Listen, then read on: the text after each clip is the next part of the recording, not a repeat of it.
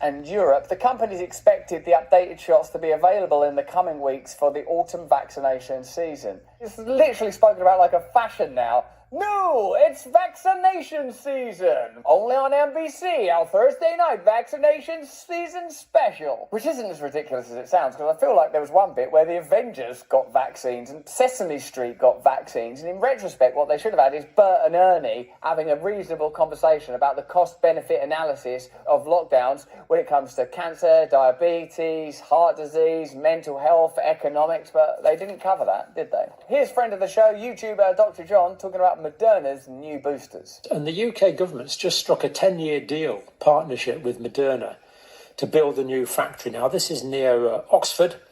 I believe it's being built at the moment.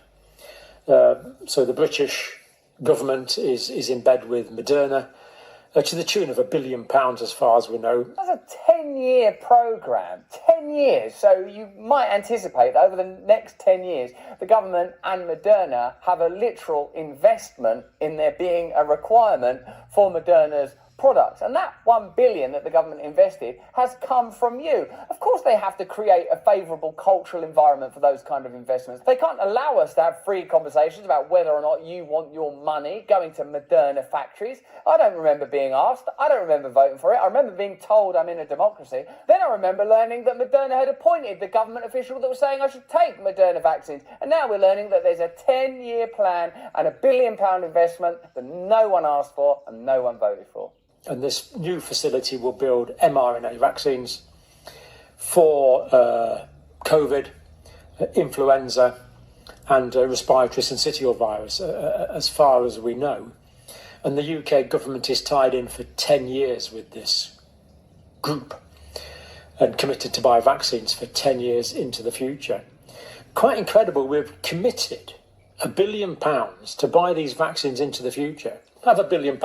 If it doesn't work out, then we'll still buy the vaccines anyway. That's an incredible commitment and an incredible deal to have been offered without due scrutiny and with plain evidence that there's a revolving door between the government and Moderna in your country and mine, right up to the Prime Minister of this country being an investor in Moderna who is unwilling to explicitly tell us how much or whether he profited from the Moderna vaccine. It's astonishing. What is going on here? You know, this is just very, very strange. Committed to buy Moderna's vaccines for the next decade from this new factory. Now, if you're sitting in Australia, don't be smug about it, because I think it's just outside Melbourne. I'm pretty sure it's Melbourne. Certainly in Australia, there's a Moderna plant being built to produce I can't remember, 100 million doses of vaccine a year, I think it was. That's what globalism looks like. Doesn't matter if you're in Australia, the United States of America, or the UK. There are consistent relationships between the state and global corporations that are able to bypass democracy. And the various unelected officials in the various agencies that facilitated those profits continues unabated, unaddressed. I think the Oxford plant is scheduled to build 250 million doses a year. The Australia plant, 100 million doses. I assume that means that they're going to quite heavily promote those products, right? Because the government are invested in it. There are all sorts of ways to spend your tax dollars, and you're not invited to consider any of them. Just go and build a Moderna factory. There's also a plant in Canada, and you're exposed.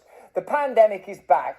Well, amid the rising COVID cases in Los Angeles. Now, this is all due to a highly mutated and concerning variant called B.2.86 R2D2 C3 whatever. Now, of course, the media are already putting out hundreds of articles referencing doctors, how they're severely concerned about what's going on right now. Now, that being said, the first thing I'd like to say is that whether you like it or not, Alex Jones was right. In fact, check out this clip released earlier this week. By the middle of September, you will all have to wear masks again, and so will airport employees. Then, by the middle of October, they are going to say that everyone flying has to wear a mask. We expect by December a return to the full COVID protocol of 2020-2021. Now, considering that there are other places that are going to be adopting 2020 mandates and protocols beyond the places that we just mentioned, it seems that his claims about the country going back to full lockdown by December may actually be coming true. Now, of course, the question is, what are they going to tell us to justify it this time? Because if you remember, what they told us last time to justify the full lockdowns and all that BS was that they needed 2 weeks to flatten the curve. And not only that, but we don't know a whole lot about this virus just yet. So we just need time for everyone to be locked down. We get to learn more about it, and then we can go back to life as good. And well, here's what we went back to. Because if you guys forget, and hopefully you don't forget, but this was the consequences, right? Inflation was at a 40-year high. On top of that, we had small businesses closing. In fact, according to Wall Street Journal, 400,000 small businesses has promoted weren't nearly as safe and effective in things. We will not be giving your campaign and any of your initiatives any money. Come on, man. I'd say it's extremely likely, at the minimum. And by the way, do you guys want to know who was one of the largest private donors for the Biden administration? It's the same man who, by the way, owns most of the patents on COVID vaccines. That would be Mr. Bill Gates, another individual that would greatly benefit from another wave of lockdowns, another wave of vaccines being put regularly. So click on the link in the description. They switched to gold. That's what they're saying. I agree with them. The BRICS group is set to introduce a new currency backed by gold, in contrast to the credit-backed US dollar, with countries lining up to join the growing initiative.